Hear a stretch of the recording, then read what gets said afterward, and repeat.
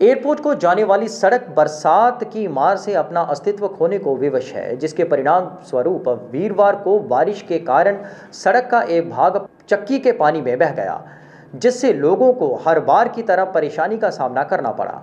जिन्होंने अपनी मांग तो रखी, मगर एक्सीएन अरुण वशिष्ठ का क्या कहना है वो सुनिए। बरसात के आते ही कई प्रकार की परेशानियां भी साथ में चली आती हैं, जैसे कि निकासी व्यवस्था का असफल होना, गंदगी का बोलबाला होना, बने बनाए रास्तों का अस्तित्व मिट जाना, गंदे पानी का लोगों के घरों में चले जाना और लोगों को कई कई बार तो शहरों से कटकर रहने के लिए विवश होना पड़ता है।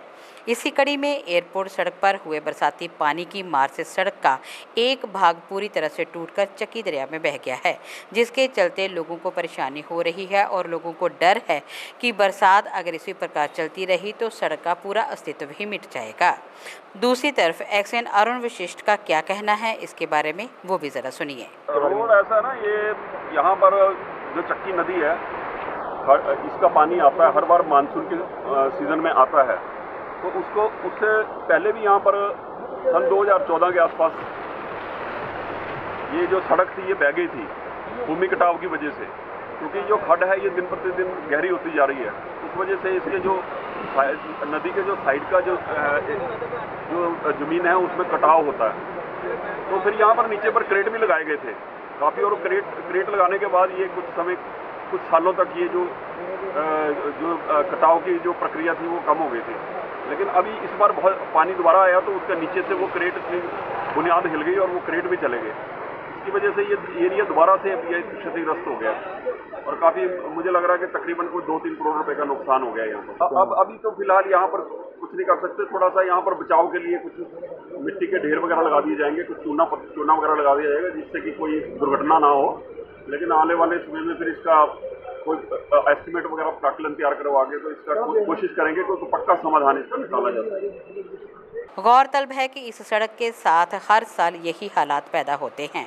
कई बार तो ये सारा का सारा एरिया शहरी एरिया से कट जाता है और लोग दिक्कत में आ जाते हैं, मगर जिला प्रशासन या सरकार आज तक कोई भी स्थायी प्रबंध इसका नहीं कर सका है, जिसकी सख्त ज़रूरत है। एक बार ने 10-12 साल तो लगातार हर बार टुट जाता है, पिंड वालों जान की बहुत प्रॉब्लम है।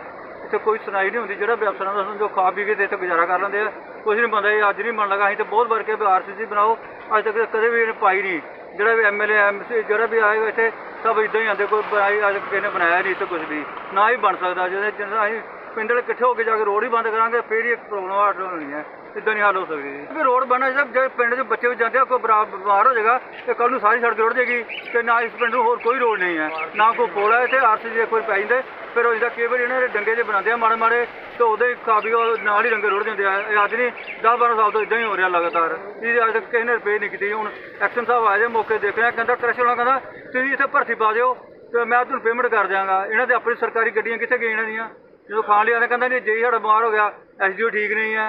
एक इतों पैसे ना खाने तो अफसर चंगा है तो उन्होंने डांट के रखे, तो सब कुछ बनता क्यों नहीं है। अं तो यह मांग करते हैं कि साढ़े रोड तो क्लीयर होना चाहिए, बिल्कुल ठीक ठाक।